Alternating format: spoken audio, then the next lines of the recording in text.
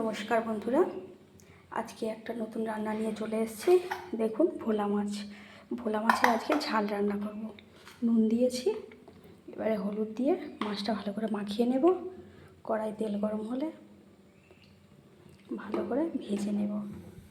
মাছটা দেখুন মাখিয়ে নিচ্ছি, ভালো করে সুন্দর করে মাখিয়ে নিতে হবে। সুন্দর করে মাছটা মাখিয়ে নিলাম। কড়াইতে তেল গরম হচ্ছে, তেলটা খুব ভালো করে গরম হয়ে গেছে। এবার আমি মাছগুলো একে একে দিয়ে নেব, দিয়ে লাল লাল করে ভেজে নেব। বন্ধুরা, আমরা রান্নাটা সাদা তেলে করছি, আপনারা মনে করলে সরষের তেলে রান্না করতে পারেন, তাহলে আরও ভালো হবে, আরও টেস্টি হবে। দেখুন মাছটা কি সুন্দর লাল লাল ভাজা হয়ে গেছে। মাছটা এবার আমি তুলে নেব।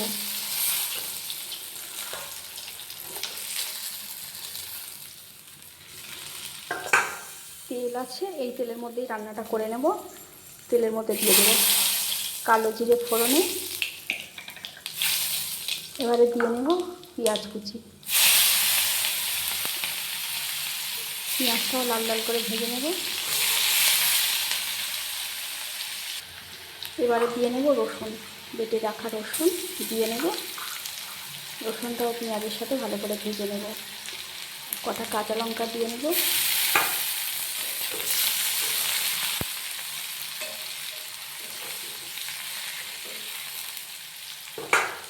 রসুন আর এটা হচ্ছে টমেটো, টমেটোটা ভালো করে আমি বেটে রেখেছি, এটা দিয়ে নেব।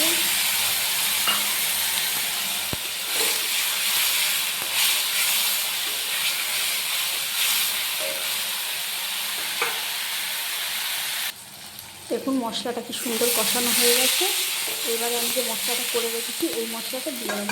এর মধ্যে আছে লঙ্কা গুঁড়ো, নুন, হলুদ গুঁড়ো, আদা বাটা। এখন দিয়ে নিলাম। মশলাটা ভালো করে কষিয়ে নেব যতক্ষণ না তেল ছাড়ে।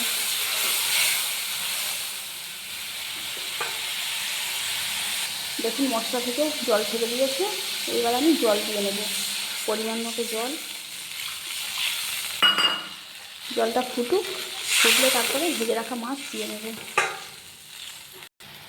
দেখুন বন্ধুরা, ঝোলটা কেমন ফুটছে।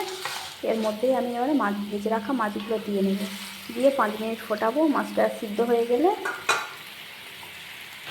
মাছগুলো সিদ্ধ হয়ে গেছে, এবারে নামিয়ে নেব। একটু গরম মশলা ছড়িয়ে দিলাম আর কুচিয়ে রাখা ধনে পাতা দিয়েই নামিয়ে নেব।